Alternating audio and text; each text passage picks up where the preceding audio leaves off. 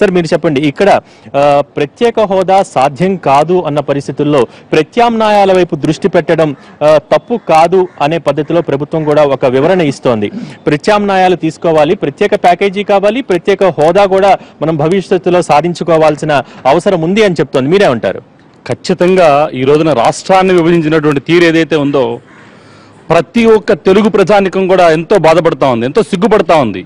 ఆ రోజున రాత్రింబవళ్ళు కూడాను వార్ రూమ్ అంటూ అక్కడ కూర్చొని అక్కలేని డిస్కషన్స్ చేశారు తప్పితే ఒక రాష్ట్రాన్ని విభజించేటప్పుడు కనీసం పాటించవలసినటువంటి నియమాలు కూడా పాటించకుండా ఆ రాష్ట్ర నిలువు నీడలేనటువంటి ఈ రోజున ఆంధ్రప్రదేశ్ రాష్ట్రానికి ప్రత్యేక ప్యాకేజీతో పాటుగా ప్రత్యేకమైనటువంటి హోదా కూడా ఖచ్చితంగా కావాలి. రెండు ఇచ్చి తీరవలసిందే. వివాహం చేసినటువంటి జంటకి ఏ విధంగా అయితే కనుక సారీ చీర అన్నిటితో పాటుగా కొంత ధనాన్ని కూడా వాళ్ళకి సమకూర్చి వేరే కాపురం పెడతారు. అటువంటిది ఒక రాష్ట్రాన్ని విభజించినప్పుడు 6 కోట్ల మంది తెలుగు ప్రజానికాన్ని ఈ రోజున నడి రోడ్డున పడేస్తారు. అటువంటి పరిస్థితుల్లో ఉన్నటువంటి రాష్ట్రానికి కేవలం కేంద్ర రాష్ట్ర ప్రభుత్వాలు ఏవైతే ఉన్నాయో దొంగ నాటకం ఆడుతూ ఉన్నాయి, కాలాన్ని సాగదీస్తూ ఉన్నాయి ఖచ్చితంగా. ఎందుకంటే ఈ రోజున 2.5 సంవత్సరాలు ఇప్పటికే గడిచిపోయినాయి. కేంద్ర ప్రభుత్వం చెప్తా ఉంది ఎన్నో కేంద్ర విద్యా సంస్థలు వచ్చేసినాయి, ఎన్నో పరిశోధన సంస్థలు వస్తున్నాయని. చెప్పమనండి, రమ్మనండి, బహిరంగ చర్చకి రమ్మనండి.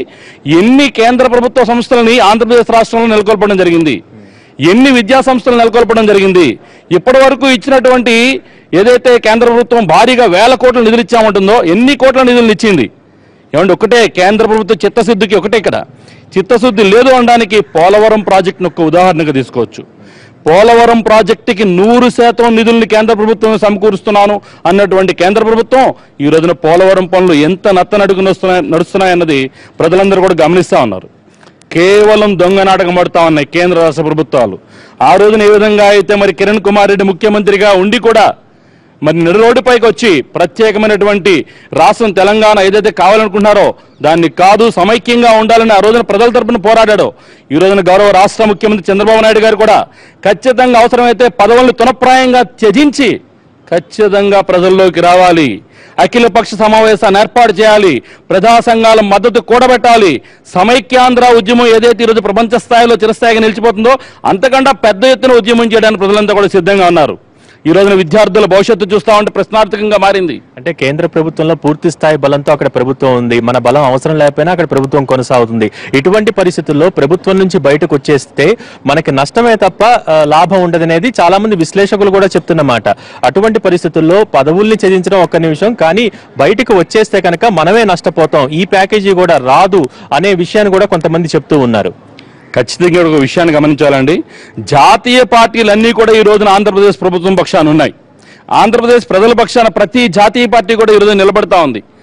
అన్ని రాష్ట్రాలు కూడా 29 రాష్ట్రాల్లో 20 రాష్ట్రాలకు పైగా ఖచ్చితంగా ఆంధ్రప్రదేశ్ రాష్ట్రానికి ప్రత్యేక హోదా ఇవ్వాలని చెప్పేసి శాసిస్తున్నాయి. అటువంటి తరుణంలో ఏ విధంగా కేంద్ర ప్రభుత్వం ఆంధ్రప్రదేశ్ ప్రభుత్వం గనక తెలుగుదేశం ప్రభుత్వం వారు మద్దతు ఉపసంహరించుకుంటే ఎందుకు దిగిరాదో ప్రజలే తెలుస్తారండి. ఎందుకంటే ఈ రోజున ప్రతి ఒక్క జాతీయ పార్టీ కూడా ఖచ్చితంగా ఈ రోజున బీజేపీ ఆంధ్రప్రదేశ్ రాష్ట్రానికి ప్రత్యేక హోదా ఇచ్చి తీరవలసిందని చెప్పని ముక్తకంఠంతో ఘోషిస్తున్నాయి. అటువంటి తరుణంలో బీజేపీ ఖచ్చితంగా తలదించవలసిందే. ఏదో కపట ఎత్తుగడలతోటి ఇంకా వెంకయ్యనాయుడు గారు ఆ రోజున తిరుపతి వెంకన్న సాక్షిగా చెప్పారు, ఖచ్చితంగా ఈ రోజున ఆంధ్రప్రదేశ్ రాష్ట్రానికి 5 సంవత్సరాలు కాదు 10 సంవత్సరాలు ఇవ్వాలన్నప్పుడు ప్రతి ఒక్క తెలుగు ప్రధానికం కూడా వెంకయ్యనాయుడు గారికి గర్వంగా చూశారు. ఈయన మా నెల్లూరు బిడ్డ, ఈయన మా తెలుగువాడు. ఆ రోజున పార్లమెంటులో ఆయన నినదించినటువంటి విధానం కానివ్వండి, నిజంగా మాకు చాలా ధైర్యం అనిపించింది. రాష్ట్రం విడిపోయినా కూడా కేంద్ర ప్రభుత్వంలో బీజేపీ అధికారంలోకి వస్తుంది, ఎన్డీఏ ప్రభుత్వం అధికారంలోకి వస్తుంది. ఏదైతే తెలుగు ప్రజల కాంక్ష ఏదైతే ఉందో ఈరోజు నిలువు నీడలేనటువంటి ఈ రాష్ట్రానికి ఎన్నో జాతీయ సంస్థలు వస్తాయి, ఎన్నో వ్యాపార సంస్థలు వస్తాయి, భారీగా పెట్టుబడులు వస్తాయని చెప్పి ఆశించినటువంటి తెలుగు ప్రధానికం ఈ రోజున కళ్ళు ఆకాశంగా చూస్తూ ఉంది.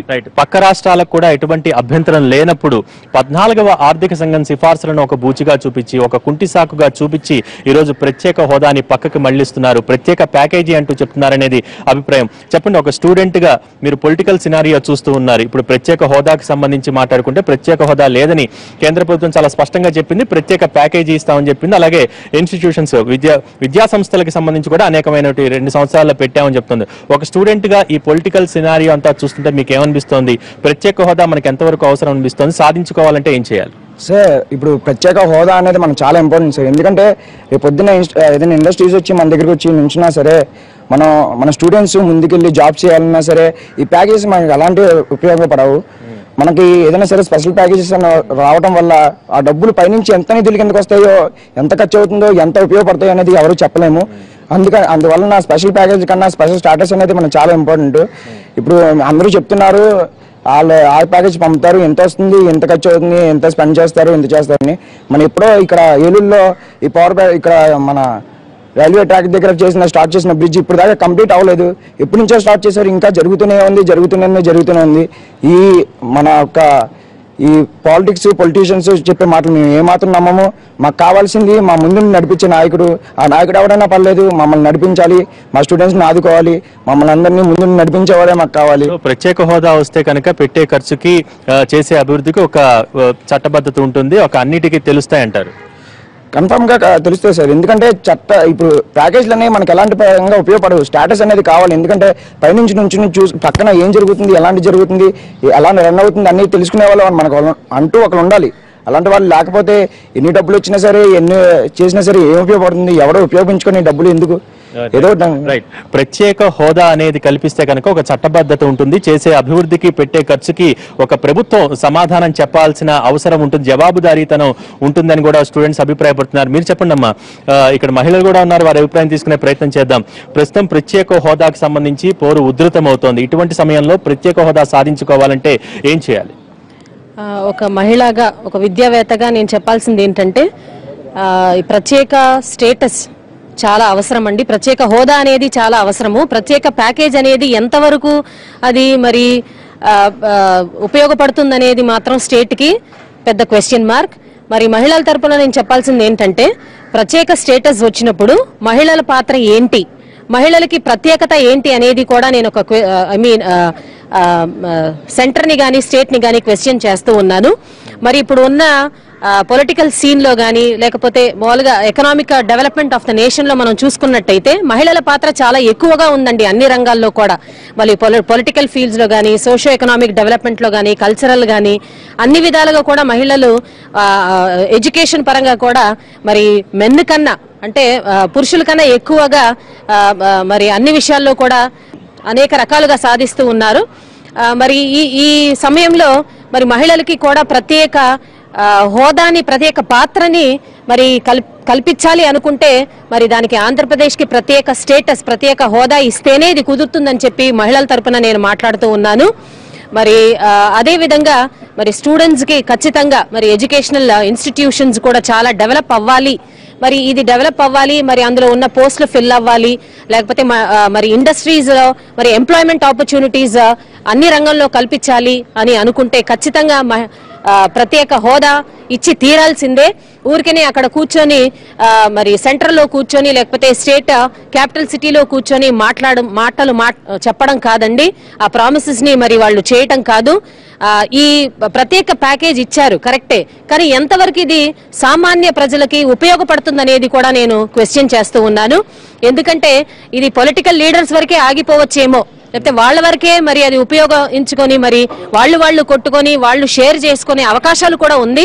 కానీ ఇది మరి ప్రజల్లోకి ఎంతవరకు వస్తుంది, ఎంతవరకు దీన్ని వాడుతారు, ఎంతవరకు దీన్ని యూటిలైజ్ చేస్తారనే మరి విషయం మీద మనం చాలా ఎస్పెషల్లీ మహిళలు చాలా ఆలోచించాల్సిన బాధ్యత ఉంది. మరి దీని నిమిత్తము నేను చెప్పాల్సింది ఒకటే, ఖచ్చితంగా మరి ఆంధ్రప్రదేశ్, ఎందుకంటే ఆంధ్రప్రదేశ్ అంటే అన్నపూర్ణ అంటారు, అన్ని విధాలుగా కూడా మరి చాలా చాలా అభివృద్ధి ఇదివరకే చెంది ఉందండి. కానీ ఇప్పుడు విభజన తర్వాత మాత్రం ఒక పెద్ద క్వశ్చన్ మార్క్ ఏంటంటే మనకి ఎటువంటి ప్రోగ్రెస్ కనిపించట్లేదు. సమైక్యాంధ్ర ఇచ్చే ముందు మాత్రం చాలా ప్రామిసెస్ చేశారండి అన్ని పొలిటికల్ లీడర్స్ కానీ ఇప్పుడు ఆ విభజన అయిన తర్వాత మరి స్టేట్ విడిపోయిన తర్వాత మాత్రం మనకి ఎటువంటి ప్రోగ్రెస్ డెవలప్మెంట్ కనిపించట్లేదు. మరి ఖచ్చితంగా పొలిటికల్ లీడర్స్ బాధ్యత ఎక్కువగా ఉంది. మరి ప్రజలు మాత్రం విడిచిపెట్టరు ఈ విషయం మాత్రం. ప్రత్యేక స్టేటస్ ఇచ్చేంత వరకు, ప్రత్యేక హోదా ఇచ్చేంత వరకు మరి మేము మాత్రము మరి సామాన్య ప్రజలు మరి మేము విడిచిపెట్టమని చెప్పి మేము ఎన్టీవీకి తెలియజేస్తూ ఉన్నాం. రైట్. ప్రత్యేక హోదాపై తమ అభిప్రాయాలను తెలియజేయడానికి మరింత మంది సిద్ధంగా ఉన్నారు. వారందరి అభిప్రాయాలు తీసుకునే ముందు లైవ్ షోలో మరో షార్ట్ బ్రేక్ తీసుకుందాం.